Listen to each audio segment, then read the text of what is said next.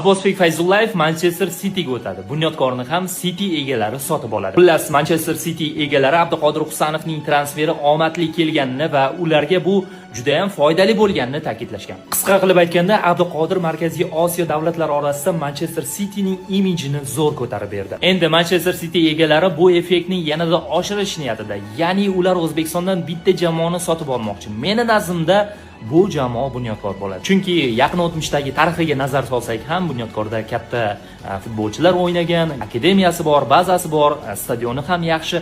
Aynan mana shu jihatlarni hisobga oladigan bo'lsak, City egalariga aynan Bunyodkor mos keladi. Qo'shimchasiga ular yana bir futbolchimizni Cityga olib ketmoqchi. Meni nazrimda bu futbolchi Abbosbek Fayzullayev. Bilamiz, Abbos va Abduqodir juda ham yaqin do'st. Transferlar masalasida esa bu kabi omil juda ham katta rol o'ynaydi. Qo'shimchasiga Gvardiola aynan Abbosga o'xshagan futbolchilarni tarbiya qilib, yulduz darajasiga olib chiqqan. City egalari esa yana bir futbolchimizni transfer qilib, Markaziy Osiyo davlatlarida yana shov-shuv ko'tarmoqchi. Sizningcha City egalari qaysi klubimizni va qaysi futbolchimizni transfer qilishi mumkin? Buni izohlarda yozib qoldiring.